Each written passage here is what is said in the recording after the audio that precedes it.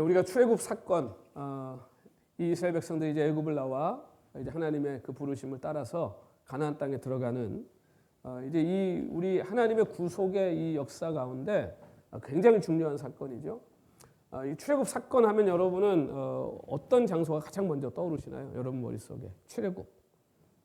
아마 홍해일 거예요, 홍해, 그렇죠? 홍해가 아마 제일 먼저 떠오를 거예요. 이제 광야로 들어가는, 입성하는.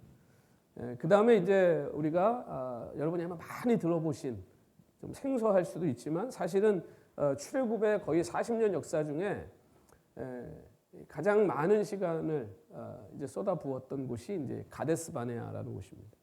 이게 사실 굉장히 가슴 아픈 장소입니다. 하나님의 징계를 받고 거기서 참 마음 아픈 일이 많이 일어나죠. 그래서 이제 그 가데스 바네아에서부터 이제 뱅글뱅글 돌고 39년 돌다가 다시 가데스 바네아로 돌아와서 이제 가나안으로 가는. 자, 이제 그런데 사실 이 출애굽 과정에서 가장 핵심적인 사건이 일어난 장소는 누가 뭐라고 해도 이 시내산입니다. 시내산, 이 시내 광야. 오늘 이제 이 본문이 우리에게 이 시내 광야에 이스라엘 백성이 도착해서 일어난 일들을 이제 출애굽기 24장, 25장까지 이제 이어서 이제 계속 쭉 이제 나오게 돼요. 아말렉과의 전쟁을 르비딤에서 치렀죠. 그 승리를 거뒀어요. 자, 그리고 나서 이제 곧바로 간 곳이 어디냐면 이 시내 광야입니다.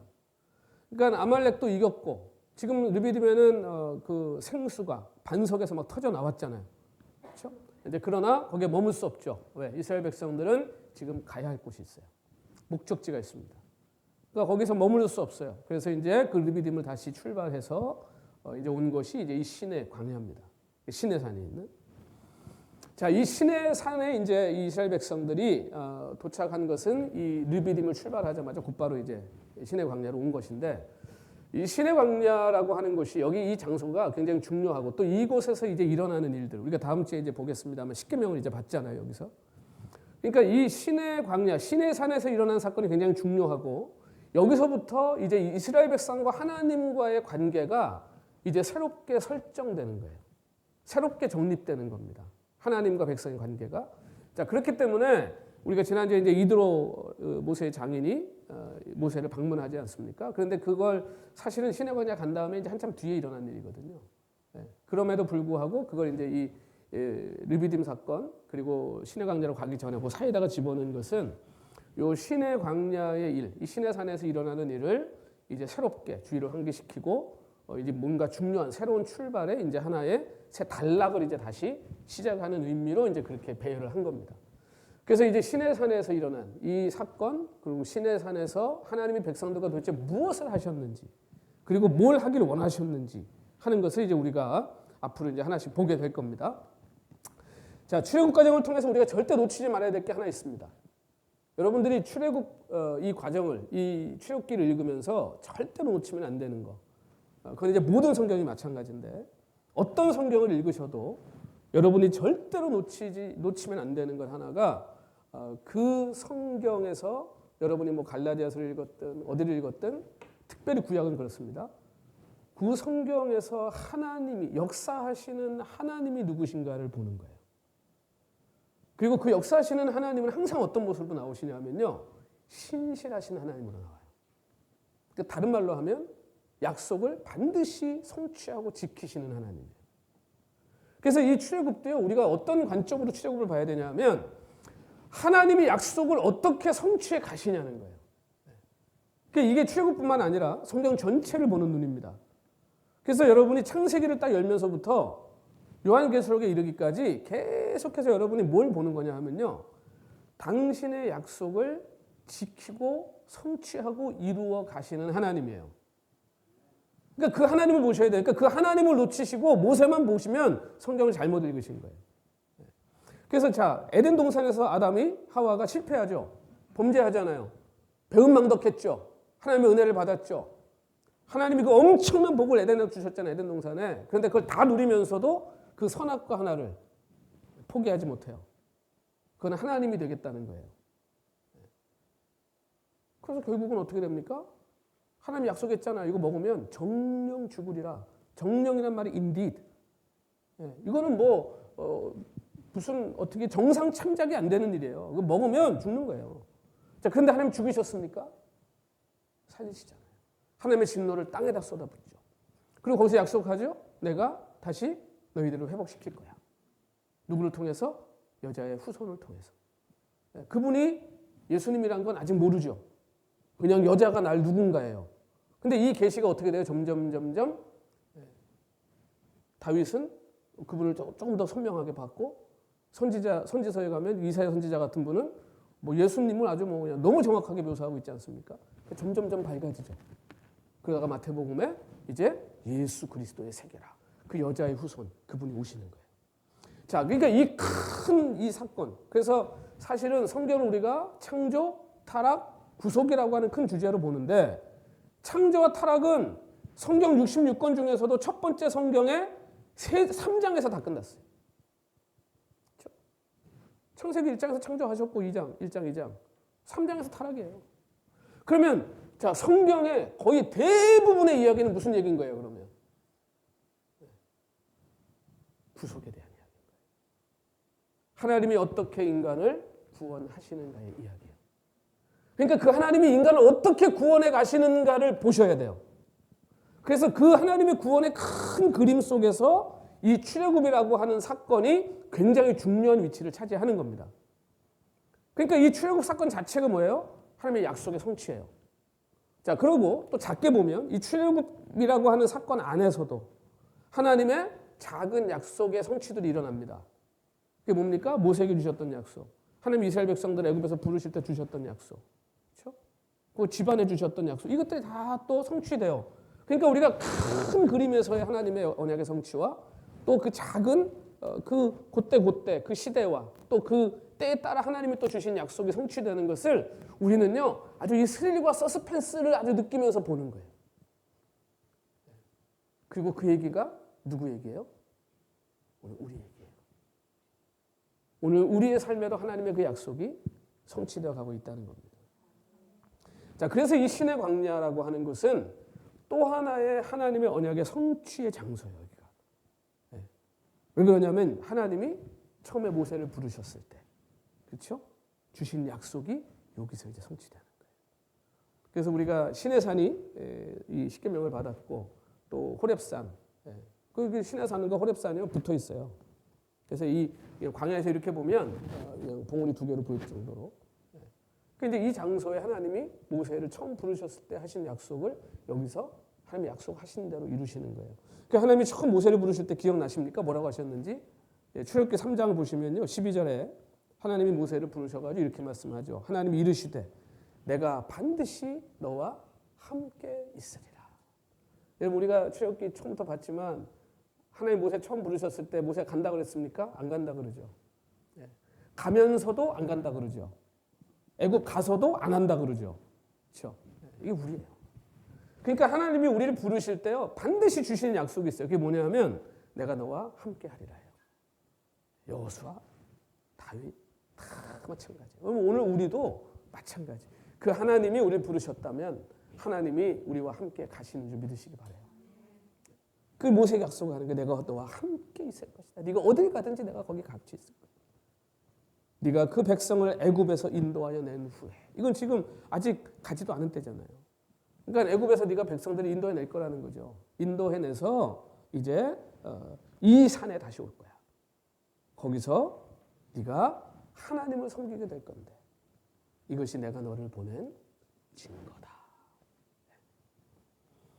여러분 이거 잘 생각하시면서 들으셔야 됩니다. 섬길 거다. 하나님을 섬길 거다. 그러면 모세가 처음에는 하나님을 안 섬겼던 사람일까요?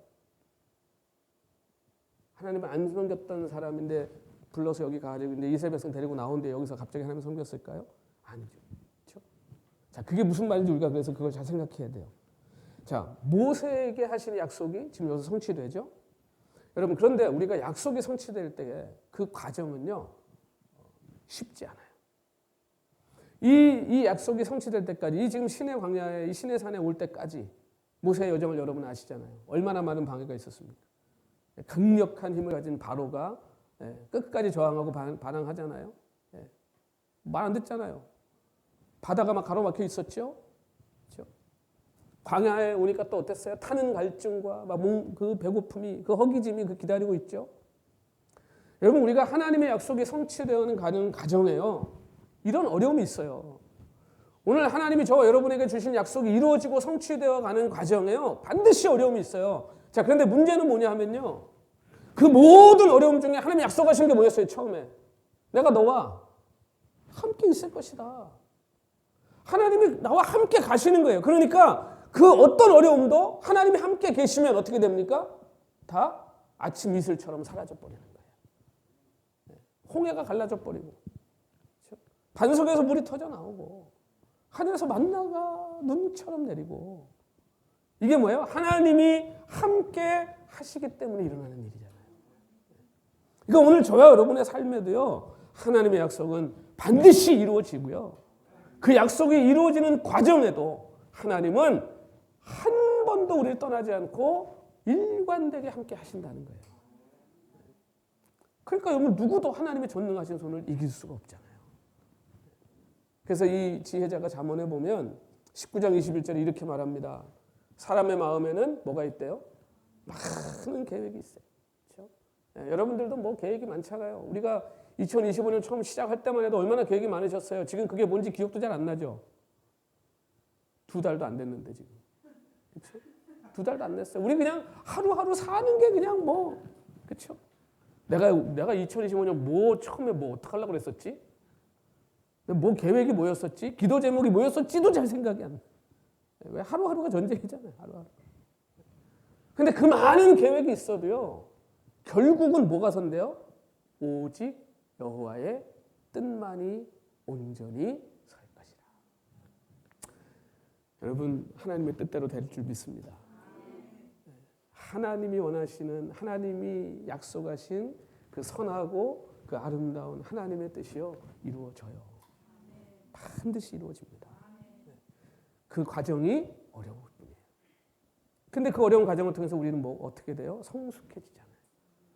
그 어려운 과정을 통해서 우리는요 훈장을 다는 거예요. 훈장을 여러 개 달고 오는 거예요. 그러니까 뭐 내 인생에 이런 어려움이 있었다, 뭐 저런 아픔이 있었다, 창피하지 마세요. 그 뭐 창피할 일이에요, 그게? 그걸 다 이겨냈다는 거 아니에요? 여기까지 왔다는 건. 그 훈장이에요, 훈장. 자랑스러운 거예요. 그 험난한 세월을 사는 거 여러분 부끄러운 게 아니에요. 그 과정을 통해서 하나님을 만나고 하나님을 더 깊이 알고. 저도 어려움이 없었으면요. 제가 이만큼 목사로 못 삽니다. 절대 못 삽니다. 그런 과정이 있었기 때문에 이만큼이라도 성숙하고 이만큼이라도 그래도 인간 돼가지고 목사를 하는 거예요. 그러니까 오늘 그 과정들은 하나님이 주신 선물이에요. 선물. 그런데 감사한 것은 그 과정에 내가 혼자 견디고 버티고 내가 뭐 악으로 깡으로 산 것 같지만 하나님이 함께 하셨다는 거예요. 그걸 기억하는 사람이 그 사람이 하나님과의 아름다운 추억들을 많이 가지고 있는 거고요. 그런 사람이 또 어려움이 왔을 때 그 추억들을 꺼내가면서 또 그 어려움을 견뎌나가는 거예요. 뭐 간증이 별겁니까? 그게 간증이죠, 우리의. 그래서 우리가 때로는 뭐 고통 중에 부르짖기도 하고 뭐 외로움을 견디는 인내의 시간도 있죠. 그러나 여러분 하나님은 결국 당신이 부르신 종을 당신이 약속하신 자리에 세워놔요. 이거 하나님이 하시는 거예요. 그래서 이 출애굽기에 기록된 모든 이야기를 통해서요, 우리는 이 모든 이야기, 크고 작은 이야기 하나하나마다 그 이야기의 주인공이신 하나님을 만나셔야 돼요.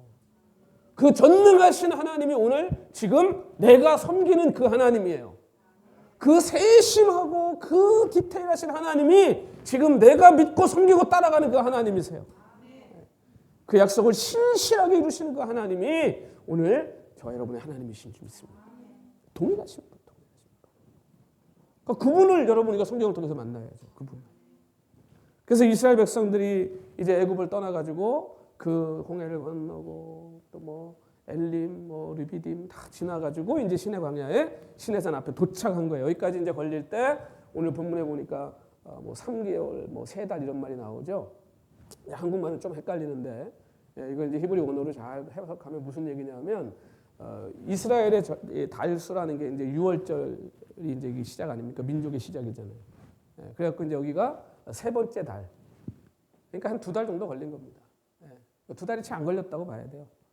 그러니까 뭐 그렇게 오래 걸리진 않았어요. 이제 거기 해가지고 이제 시내산에 도착을 한 겁니다. 장막을 쳤어요. 여러분 한번 생각해 보세요. 200만이 이제 장막을 쫙 쳤어요. 그리고 그 앞엔 뭐가 있어요? 시내산이 있어요. 거룩한. 네. 여러분 지금도 뭐 시내산이 어디냐? 지금 또 학자들이 막 싸웁니다. 이게 지금 뭐 전통적인 시내산의 위치. 그리고 지금은 또 뭐 사우디아라비아가 시내산이다.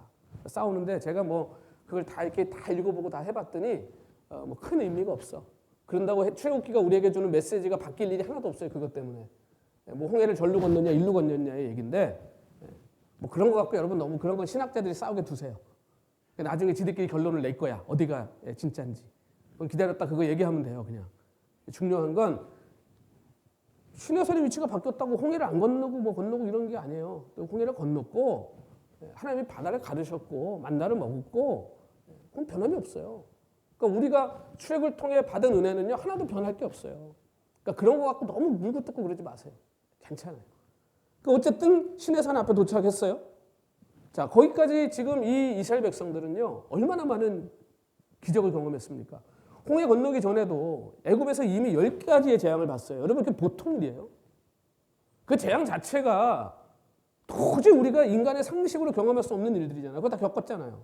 그리고 홍해 건넜죠?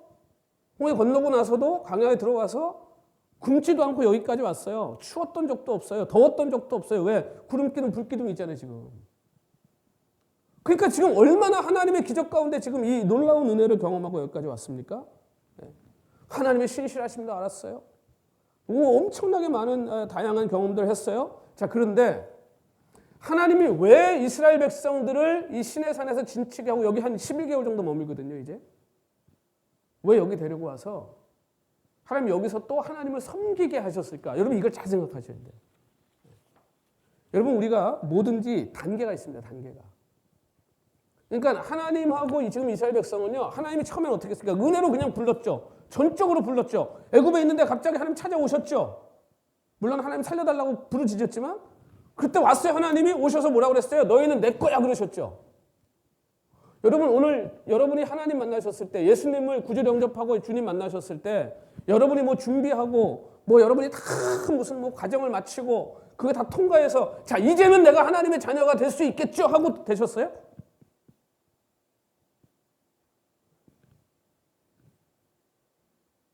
지금 아니 본인 얘기하는 거예요. 그렇냐고요. 자기 거 생각해야지. 내가 그랬나? 그러셨어요?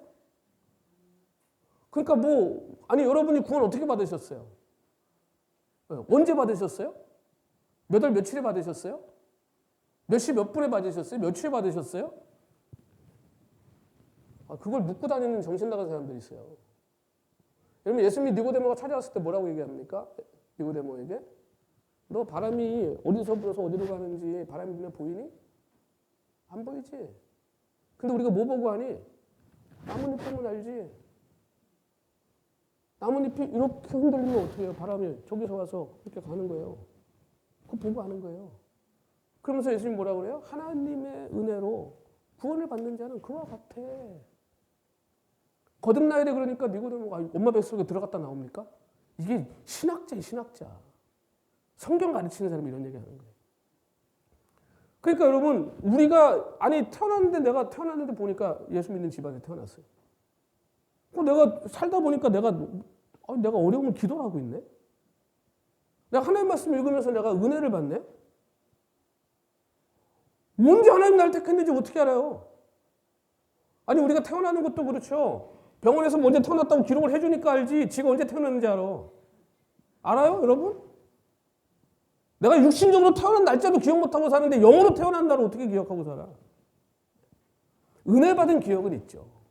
하나님의 특별한 은혜를 누리고 했던 그런 기억들. 그러니까 지금 이 이스라엘 백성들은요 어떻게 해가지고 뭐 보다 보니까 막 애굽에서 뭐 무슨 난리가 났어. 막 그냥 재앙을 보고 어떻게 하다 보니까 홍해도 건너고 막 만나도 먹고 왔어요. 여기까지 왔어요. 자 이제는 뭐가 필요한 거예요? 이제는 이 하나님과 이스라엘 백성이 정식으로 이제는 하나님이 이 이스라엘 백성들의 왕이 되시고 주인이 되시고 그리고 이 이스라엘 백성들은 하나님의 정식으로 백성이 되는 그 과정이 필요한 거예요. 여러분 남녀가 사귀어도요. 썸을 타잖아요. 남녀가 사귀다 보면 그렇죠. 여러분 사귈 때 뭐 처음부터 딱 만나갖고 처음 만난 날 자 당신하고 나하고 몇 날 며칠 결혼합시다. 그러고 만나는 사람들 있습니까? 그런 사람들 있으면 다 병원 데려가 봐야 돼. 여화 중에는 그렇게 한다고 그러더라고. 뭐 위에서 다 그냥 찍어주니까 결혼시키려고. 아니 사귀다 보면 애틋한 마음이 생기고 서로 사랑하게 되고 그러다 보면 그 다음에 어떻게 돼요? 썸 타잖아요. 막 뭐 좋은 거 생기면 막 같이 하고 싶고 사주고 싶고 그러다가 어떻게 돼요? 계속 그렇게 살면 돼요, 안 돼요? 걔도 이상한 애들이지. 계속 그렇게 사는 거예요. 그럼 어느 날 어떻게 됩니까? 아, 이제는 저 남자랑 내가 이제는 정식으로 사귀는 관계라고 뭔가 과정을 해야 돼요. 그렇죠? 그럼 뭐예요? 반지 주고 받고 인게이지먼트 하죠. 인게이지먼트. 약혼하죠. 그러고 나서 이제 확실히 들었잖아요. 그럼 그 다음에 뭐예요? 결혼하잖아요. 여러분 하나님도요. 우리한테 그런 관계를 요구하실 때가 있어요. 그러니까 이제는 내가 정식으로 하나님의 자녀라는 걸 인정하고 고백하고 선언하고 그러면 그 다음에는 뭐가 오는지 아세요? 그걸 하고 나면 그 다음에는요 책임이 따라와요. 그러니까 이건 관계의 발전이에요.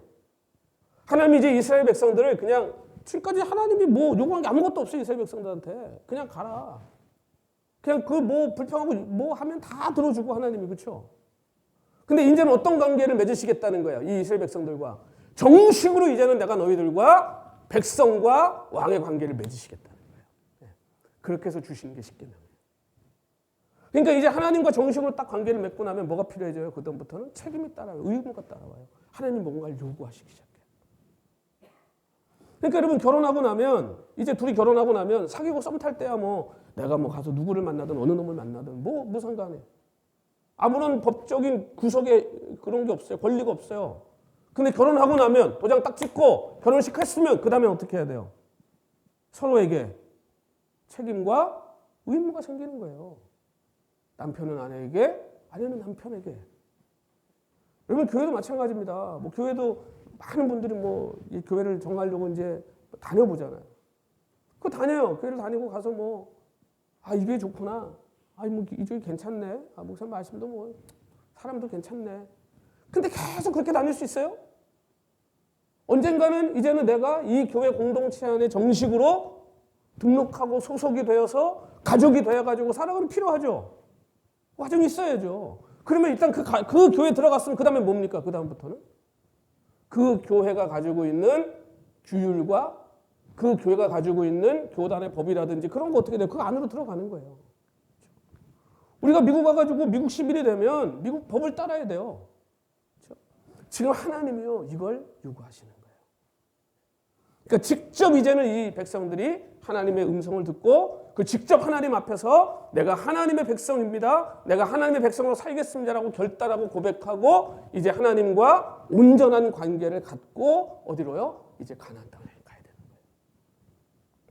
이 일을 위해서 하나님이 이제 시내산에서 백성들을 모으신 거예요. 그러니까 시내산이 중요한 장소입니다. 그런데 여러분 이 시내산도요 아직 약속의 땅에서는 멀어요. 그러니까 이 시내산이 하나님께서 출애굽 과정에 있어서 하나님 첫 번째로 정하신 목적지라고 봐도 무방합니다. 여기서 거의 야영지가 아니고 거의 한 1년을 머물렀거든요. 근데 여기도 아직 지금 가나안까지 멀잖아요. 가나안 땅은 하나님이 약속하신 땅이에요. 뭐라 그랬습니까? 하나님이 젖가꿀을 흐르고 아름답고 그렇죠. 풍족하고 광대한 땅. 근데 신의 광야는 뭐 그런 땅이 아니란 말이에요. 그러니까 하나님이 약속한 것하고 너무 지금 거리가 멀어요.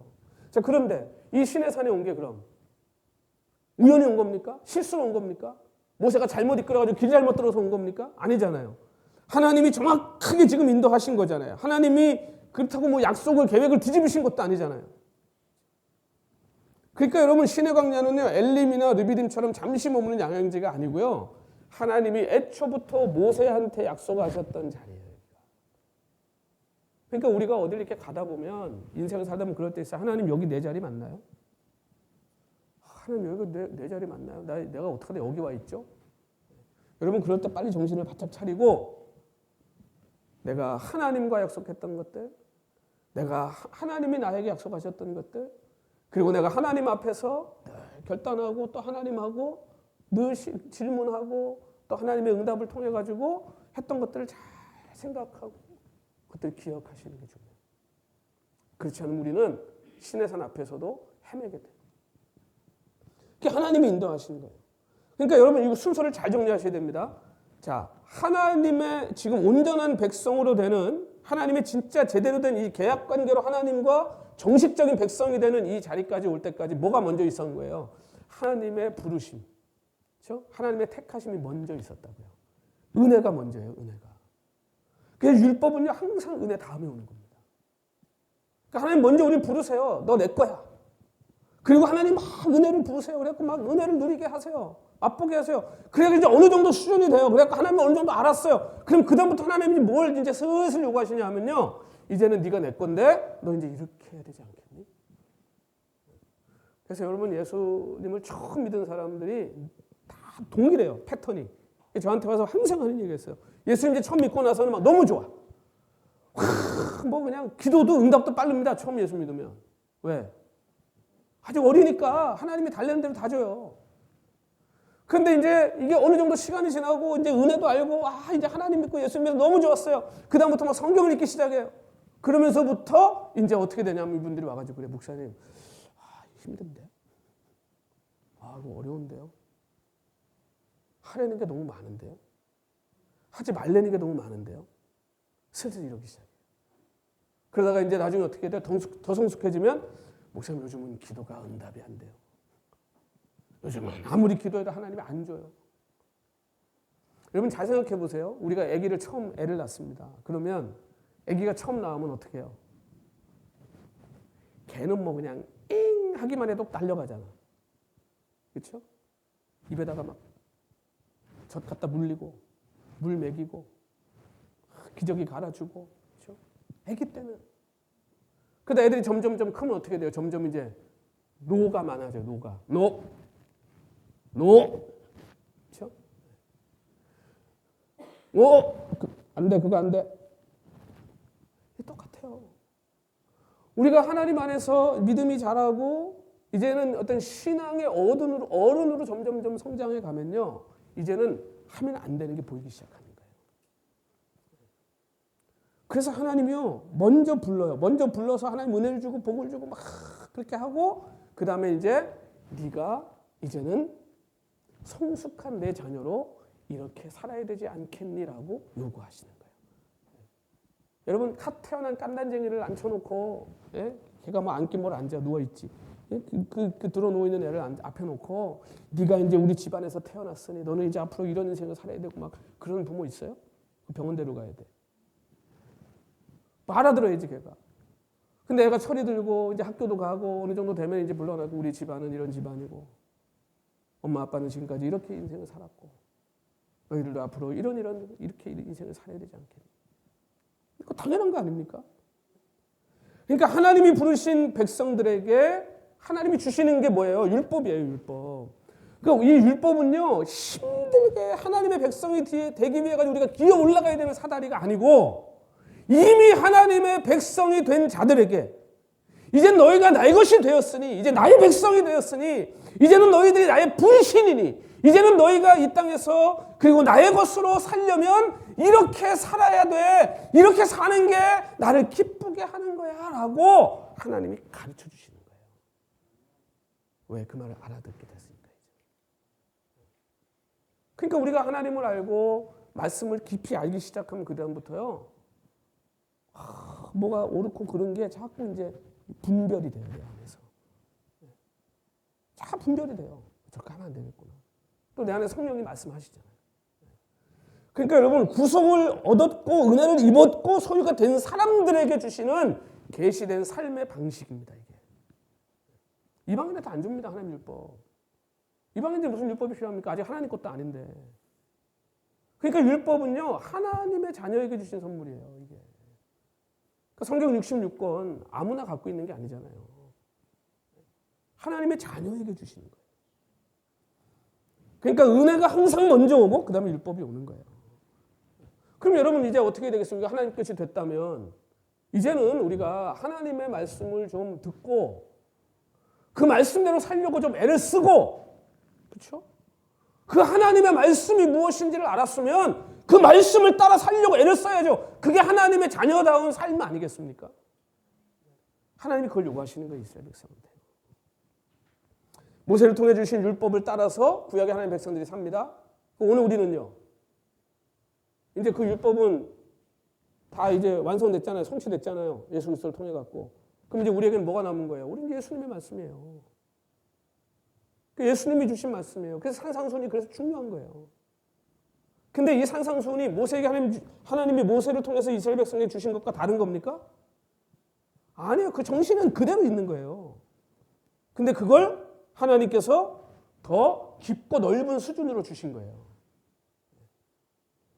그러니까 여러분 사실은 본질적으로는 다르지 않아요. 우리도 예수 그리스도의 피로 값주고 사실 생명을 얻었잖아요. 예수 그리스도가 그래서 우리의 생명의 떡이에요. 우리 만날 먹은 거예요. 예수 그리스도가 반석이잖아요. 예수 그리스도를 통해 가지고 우리가 터져나온 생명의 물을 우리는요 매일 마시고 사는 거예요. 그 이스라엘 백성들하고 다를 게 하나도 없어요. 우리가 그 은혜 안에 사는 거예요. 그래서 그분의 입을 통해 우리에게 주신 생명의 말씀. 그래서 예수님이 산상수훈할 때 어떻게 해요? 산에 오르시니. 산에 올라갔다 그러면 이스라엘 사람들 딱 떠올리는 거예요. 그냥 모세. 산에 올라가서 받았잖아요. 십계명. 근데 모세는 올라가서 받았지만 예수님은 올라가서 직접 말씀하시잖아요. 왜? 율법의 창시자니까. 율법의 주인이니까. 그러니까 그분의 말씀이 이제부터 여러분 우리에게는요. 반드시 따르고 반드시 지키고 반드시 순종해야 될 말씀인 거예요. 여러분 이 하나님 백성에게 율법을 주시는 이 지금 과정이 우리가 이 출애굽 통해서 잘 봐야 돼요. 여러분 모세가 몇 번 올라갔을 것 같으세요? 시내산에 율법 받으러. 어떤 사람은 한 번이라고 그러더라고요. 어떤 사람은 한 번이라고 그러더라고요. 딱 한 방에 십계명 딱 받아가지고 내려왔다. 또 어떤 사람은 두 번이래.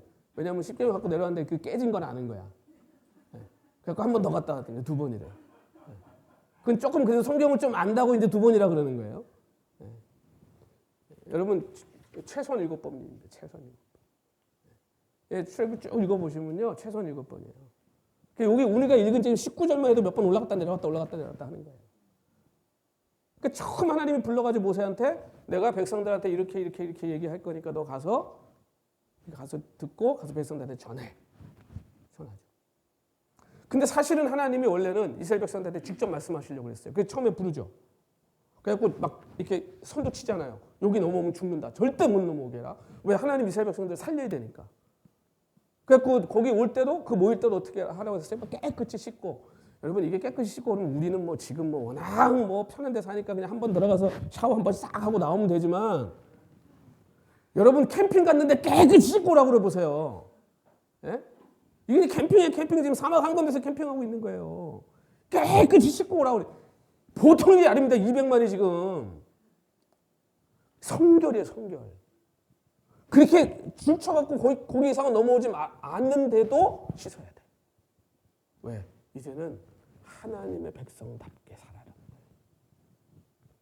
근데 하나님이 말씀하시려고 했더니 이스라엘 백성들이 어떻게 됐어요? 죽을 것 같은 거예요. 하나님의 그 위엄과 하나님의 그 영광 앞에 자기가 죽을 것 같은 거예요. 그러니까 모세한테 제발 당신이 가서 얘기 듣고 와서 우리한테 전해주면 안 되겠냐. 우리 다 죽을 것 같다. 그래서 모세가 중재를 하는 거예요. 중재. 왔다. 그 마지막에 내려왔을 때 막 얼굴이 하나님의 영광 때문에 해같이 빛나가지고. 그러니까 여러분 이 과정이요. 이게 왜 여러 번 올라갔다는지 아세요? 하나님이 아브라함과 언약을 맺으실 때는요. 한 방에 끝났어. 왜? 아브라함의 사인이 필요 없어요. 하나님이 아브라함을 재워놔 버리시잖아요. 아브라함이 동물을 쪼개놓고 잠들죠. 왜? 소돔 고모라 그 사건 이후에 아브라함이요. 하나님의 약속이 이루어질까? 얼마나 두려웠을까? 그 조카로서 구해왔어요. 구해왔는데 지금 엄청난 군대예요. 동방의 원정군이에요. 이 사람들 연합군이에요. 싹 쓸고 가는 거예요. 다 때려부시고 훔치고 가는 거예요. 이 도적대 옛날에는. 나라들이. 힘쓰면 다 가서 뺏는 거예요. 그런데 후미를 쳐가지고 롯을 구해왔죠. 원래 포로들은 맨 뒤에 가니까. 그러면 그 원정대가 말머리 획 돌려가지고 다시 와버리면요, 다 쓸어버리는 거예요. 아니면 그렇게 안 하지. 그러니까 구해는 왔지만 아브라함은 하나님의 언약이 진짜 이루어질 건가 얼마나 두려웠겠습니까? 인간적으로. 많은 생각이 있지 않았겠어요? 너무 이렇게 믿음 좋은 척 하지 마세요. 우리도 무서워 그러면. 그러니까 아브라함도 고민이. 그러니까 동물 잘라놓고요 기다리는 거야. 근데 기다리다가 잠들어 버렸어요. 동물을 왜 잘라놨냐? 그때는 맹세를 할 때 동물 잘라놓고 그 가운데 같이 지나가요. 그러면 그게 무슨 의미냐면 내가 만약에 이 약속을 안 지키면 우리가 이 동물처럼 될 거다라는 의미예요. 고대 근동 때는 다 그렇게 언약을 하는 거예요. 근데 아브라함을 하나님이 재워버리세요. 그러고는 어떻게 하세요? 혼자 지나가버렸어요. 그럼 무슨 얘기예요? 난 밑사람 필요 없다. 내가 너하고 한 약속은 내가 지켜. 내가 너하고 한 약속은 네가 내 순종을 하든 뭘 하든 어떻게 하든 내가 반드시 내 약속은 이루고 성취할 거야. 그렇게 약속하신 거예요. 그래서 그게 우리는 은혜의 언약이라고 부르는 거예요. 하나님이 그냥 은혜로 주어버리신 거예요.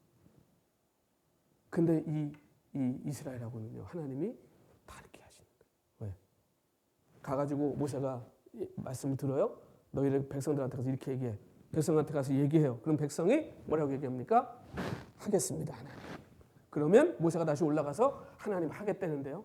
그래? 그러면 또 이렇게 주세요. 그럼 또 들고 내려가서 백성들한테 하나님 이렇게 성막뭐 이렇게 만들고 저렇게 하라고 했어. 근데 할래?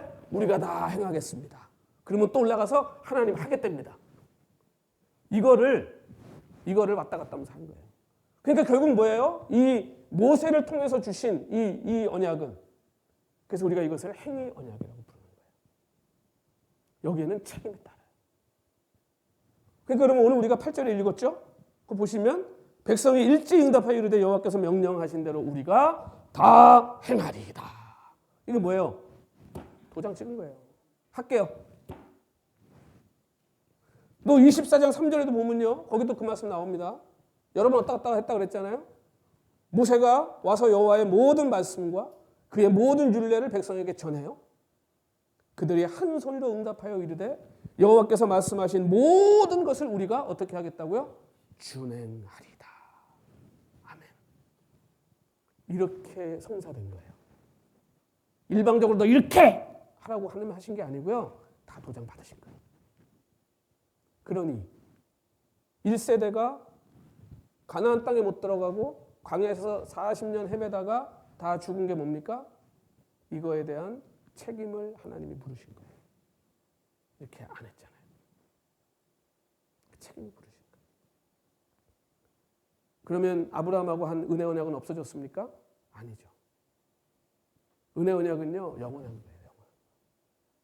그래서 이 두 가지 언약을 우리가 같이 봐야 돼요. 이스라엘은 실패했죠. 이스라엘 없어졌잖아요. 실패했잖아요. 지금 뭐 여러분 잘 제가 이해가 안 되는 게 한국에서 뭐 데모하면 무슨 그 이스라엘 국기까지 들고 나가더라고요. 왜 그런지 모르겠어요. 그분들은 뭐 때문에 이스라엘 국기를 들고 나가는지 모르겠는데 하여튼 이상한 사람들 많아요. 근데 지금 거기에 있는 이스라엘이 지역적으로는 그게 뭐 이게 하나님의 예수님이 거기 사셨던 곳이고 그런 이제 성경의 어떤 그런 지명이나 이런 것들부터 의미는 있습니다만 이스라엘이라고 하는 혈통 자체는요, 이거는 세계 역사 학자들이 이미 얘기하는 거예요. 유대인의 혈통은 이미 끝난 지 오래됐어요. 섞인 지. 정통 혈통 없어요. 지금 피로는. 그러니까 바울이 계속 뭐라 그러는 거예요. 이미 예수님 오셨을 때 바울이 뭐라 그래요. 우리가 아브라함의 자손이라고 그러잖아요. 이방인들한테. 왜 자꾸 무슨 유대인 혈통 따지고 왜 무슨 이스라엘 국기는 왜 들고 뛰어나가고 그러는지. 우리가 복음 안에서 봐야죠. 복음 안에서. 그러니까 지금 여러분 이걸 잘 보셔야 돼요. 아브라함에게 하나님이 주신 그 은혜 언약이요, 아직도 있어요. 이게 유효합니다. 그러니까 오늘 우리 같은 사람들이 생긴 거예요. 이스라엘은 실패했지만 하나님 아브라함한테 약속하셨잖아요. 내가 할 거라고. 그래서 내가 메시아를 보내고 이스라엘 백성이, 그래서 하나님이 이스라엘 백성 안에서도 계속 쓰시잖아요. 불러서 또 쓰시잖아요. 그러나 이 피로 이어지는 혈통은 그런 의미가 없다 이제. 우리가 다 아브라함의 후손들 아닙니까? 그러니까 지금 이 하나님이 주신 약속이 어떻게 우리 가운데 주어지고 있냐. 여러분 이제 이게 중요한 겁니다. 우리는 지금 이스라엘 사람들이 아니에요. 우리 지금 구약에서 출애굽하고 있는 이스라엘 백성들이 아니에요. 그럼 이게 우리하고 무슨 상관이에요? 아까 말씀드렸습니다. 여러분 다 세례 받으셨죠? 그렇죠? 제가 알기로는 우리 교회 세례 안 받으신 분 없는 것 같은데, 그렇죠? 다 받으셨죠? 여러분 세례 받으실 때 다 도장 찍으신 거예요, 지금. 나는 이제 예수님 겁니다. 예수님이 나의 주님이십니다, 이제. 나는 이제 주의 말씀을 내 삶의 일본으로 삼고 살겠습니다. 약속하신 거예요, 다. 그러니까 근데 이제 여러분 어떻게 하셔야 돼요? 책임을 지셔야죠. 그래서 오늘 우리는요, 이제 뭐를 따라 살아야 돼요? 우리 안에 있는 성령의 법을 따라 살아야 돼요. 여러분 10계명은 돌판에 새겼죠. 근데 이제 하나님이 주신 예수 그리스도로 말미암아 우리에게 주어진 새 계명 어디에 새겼다고 그랬어요? 우리 마음판에 새겼다고 그랬잖아요. 그러면 여러분 잘 생각해 보세요. 오늘 내가 하나님의 건이 아니냐가 뭘 통해서 드러나겠어요? 그 구약의 이스라엘 백성들은 할례, 그렇죠? 그게 하나의 배지잖아요, 배지. 내가 하나님의 백성이라는. 그리고 율법, 음식 먹는 방법 이런 걸 하나님 구별하셨단 말이에요. 그러면 자 오늘 지금 우리들은 이 세상에서 어떻게 구별되는 거예요? 세례 받은 거 여러분 뭐 세례 증서 맨날 이렇게 붙이고 다니는 거 아니잖아요. 네? 뭐 십자가 물론 걸면 아 예수 믿나 보다 그러겠지만 내가 보니까 십자가는 뭐 헤비메탈 그룹 가수도 걸고 다니고 뭐 요즘은 뭐 정말 뭐 아무나 다 걸고 다니는 게 십자가. 뭘로 여러분 하나님 백성이라는 걸 증명하겠어요? 그게 뭐겠습니까? 하나님의 법을 따라 사느냐 아니냐는 거예요. 예수님의 말씀에 순종하냐 아니냐는 거예요. 그게 내가 누군지를 보여준다는 거예요. 그래서 여러분 이 갈라디아에서 보면 바울이 그런 얘기를 합니다. 오늘 이 법과 육신의 일 그리고 성령의 법 우리가 뭘 따라가냐는 거예요. 뭘 따라가냐. 육신과 성령은 절대 같이 섞일 수 없어요. 그래서 갈라디아서 5장 19절부터 21절에 보면 거기에 바울이 얘기하는 육신의 일에 대한 게 나옵니다. 자, 이거 잘 보세요. 육체의 일은 분명하니 이거 무슨 말이에요? 육체로 하는 그러니까 이 성령을 아직 받지 못한 육체의 삶을 사는 사람의 삶은 헷갈릴 수가 없다는 거예요. 확실하고 분명한데 잘 보라는 거예요. 뭐 한다는 거예요? 곧 음행과 더러운 짓과 호색과 우상숭배와 주술과 여러분 우상숭배 주술이 뭐겠어요 이게? 샤머니즘이 샤머니즘. 이게 뭐 연초만 되면 한국의 그 장로님 권사님들이 그렇게 뭐 토종비결 보러 간다네요. 막 아침에 뭐 눈 뜨자마자 무슨 오늘의 운세 보고 앉아요. 이런 게 다 샤머니즘, 다 주술이에요 이런 게. 이런 거 하나님 기뻐하시지 않는 일이란 말이에요. 그리고 원수 맺는 것. 어디 뭐 신앙 좋고 믿음 좋다는데 어디만 가기만 하면 그냥 싸움 일어나. 이게 여러분 이게 성령의 사람이 할 일입니까? 뭔 얘기를 못해. 무슨 얘기만 하면 막 성질을 내고 막 때려 부시고 막. 그게 무슨 성령의 일이에요, 그게? 당짓는 것과 어디만 가면 그냥 막 편을 갈라 막. 너는 뭐 누구 편, 내 편, 네 편, 뭐 전라도야, 뭐 경상도야, 뭐 진보야, 보수야, 뭐 쓸데기 없는 거 가지고 뭐 사람들 당짓고 싸우고 말이죠. 그게 성령의 일이에요, 그게? 육신의 일이지. 분열함. 그냥 사람들 그 사람만 가면 그냥 거기 싸움이 일어나는 거예요. 이단과 하나님의 말씀을 가지고 막 왜곡하고 막 하고 다니는 그것도 몰라. 분별도 못하고 쫓아다니는 그게 어느 성령의 사람이에요, 그게?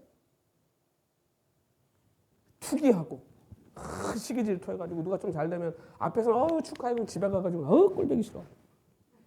그게 여러분 그게 성령의 일이에요, 그게? 술 취함과 예수 믿는 사람들이 술 취해가지고 해롱해롱거리고 그러고 돌아다니면 여러분 그게 육신의 일이지 그게 성령의 일입니까, 그게? 방탕함. 아무렇게나 사는 거에 방탕함은 생각이 없는 거예요. 누가 뭐라든가 말든가 그냥 지 마음대로 살아버리는 거예요, 여러분. 아무렇게나. 하나님의 삶이 어떻게 이렇게 살아요? 하나님 불렀고 하나님의 소명을 받은 삶이 어떻게 이렇게 살아요? 지금 바울이 얘기하는 거 이게 뭐라는 거예요? 분명하지 않냐? 그거 보면 육신의 일 아니냐 이게 지금. 근데 여러분 진짜 무서운 게 뭔지 아세요? 이렇게 말하고 바울이 그 뒤에 제가 여기다 안 썼습니다만 이렇게 사는 일관되게 여러분 우리가 실수를 할 수 있어요. 우리가 죄로 오염됐기 때문에 순간 뭐 시기도 나고 질투도 나죠. 근데 그런 사람들 어떻게 하겠어요? 회개하잖아요. 돌이키잖아요. 그렇게 안 하려고 애를 쓰잖아요. 근데 그러지 않고 일관되게 아무 문제 없다는 듯이 계속해서 하나같이 일관되게 아주 그냥 멋지고 아주 그냥 고집스럽게 아주 계속 하는 사람들. 그 사람들 어떻게 된다는 거예요? 하나님의 나라를 유업으로 어떻게 된대요? 못 받는데요. 왜 이런 구절들은 여러분 안 믿으시는지 몰라요. 제가 좋아하는 구절만 붙들고 막 이게 진리라고 그러고 이것도 말씀입니다. 이걸 한결같이 그냥 고집 부리고 하는 사람들 성령의 사람이라고 얘기할 수 있습니까? 아닌 거예요. 사랑하는 성도 여러분, 우리는요 하나님께 은혜를 받은 자들. 그 은혜가 여러분 얼마나 소중하고 얼마나 귀하고 얼마나 값진 겁니까? 우리가 이 은혜를 싸구려처럼 취급할 수 있겠습니다. 여러분 그 은혜에 합당한 삶을 살라고 하나님 요구하시는 거는요 우리한테 짐을 지우는 것이 아니고 이제는 정말 내가 너를 얼마나 존귀하게 여기는지를 좀 알으라는 거예요. 이제는 그 수준이 좀 되라. 여러분 미국 시민은 미국 헌법 따라 살아야죠. 한 지방에 이방이 됐다면 그전에 거지같이 살았어도 그 집안에 입양이 됐으면 그 집안의 가언을 따르고 규율을 따르고 그 집안의 명예를 여러분 지키고 살아야죠. 우리가 하나님의 가족이 됐고 예수 그리스도로 말미암아 그 값진 보혈로 영생을 얻어 하나님의 나라를 유업으로 받은 자들이라면 세상에서 달라야죠. 그게 뭐겠습니까? 하나님 말씀에 순종하는 것. 우리가 그분의 소유가 됐다면 그분의 말씀을 따라 살아야 되죠. 오늘 여러분의 주인이 누굽니까? 여러분의 왕이 누구십니까? 여러분 그럼 그분 따라가야죠. 그분 명령 순종해야죠. 여러분 하나님의 백성으로 부름을 받은 그 부르심에 응답하는 자. 하나님의 요구에는요 반드시 따라오는 게 있습니다. 하나님이 뭘 요구하실 때 거기는 반드시 따라오는 게 있어요. 그게 뭔지 아세요? 복이에요. 그 하나님의 요구에 순종하고 그 하나님이 우리에게 물으시는 의무와 책임을 다하는 자에게는요 반드시 하나님의 복이 임하는 줄로 믿습니다. 우리가 복 얘기하지 말고 먼저 하나님의 그 뜻에 따라 순종해야 돼요. 그래서 여러분 성경 얘기잖아요. 듣고 순종하는 자가 복이 있다. 사랑하는 성도 여러분, 저는 늘 기도해요. 하나님, 우리 행복한교회 성도님들이 복받는 성도들 되게 해주십시오. 여러분 제가 기복신앙을 무엇보다 싫어하지만 저는요 하나님의 주시는 복을 누구보다 사모하는 사람이에요. 저 우리 성도들이 그 하나님의 복을 누구보다 많이 받기를 원해요. 그 복은 하나님의 말씀을 따라 사는 자에게 주어집니다. 우리는 이미 엄청난 하나님의 은혜와 복을 받은 자들, 그거에 합당한 삶을 살아야 되지 않겠습니까? 우리 오늘 다시 한번 우리의 삶을 하나님 앞에 결단하고 이제 진짜 주님 말씀 따라 살겠습니다. 주님 말씀 붙들고 살겠습니다. 하나님 이름에 걸맞는 인생 살겠습니다. 우리 고백하고 다짐하고 결단해서 하나님의 복 하나도 뺏기지 않고 누리며 사는 저 여러분 다 되시기를 간절히 소원합니다. 오늘 우리 한번 주신 말씀 우리 마음에 새기면서 우리 한번 같이 찬송하고 잠깐 기도하겠습니다. 주님 말씀하시면 주님 말씀하시면 내가 나가리라.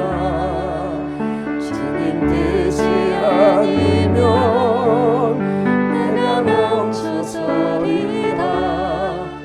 나의 가고 사는 것 주님 뜻에 있으니 오 주님 나를 이끌소서.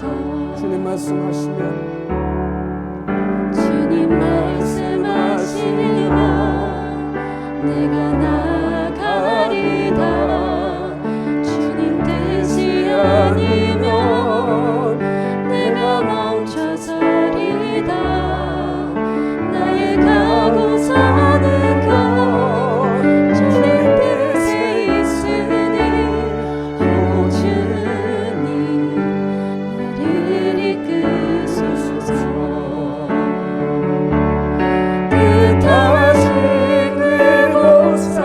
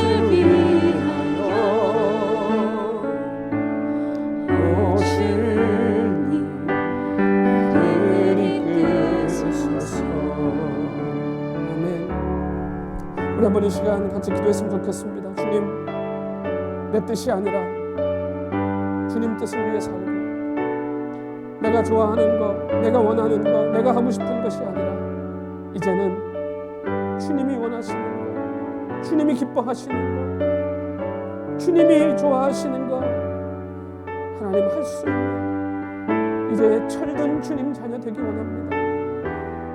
오늘도 우리를 성령님 빚으시고 만드셔서 오늘 우리가 주의 뜻 따라 순종하며 주님의 그 은혜를 보답하는 삶을 살게 해달라고, 하나님 나라 그 유업받은 자답게 사는 인생 하나님 우리가 살 수 있도록 은혜 달라고. 우리 한번 이 시간 우리 간절히 같이 한번 기도하겠습니다.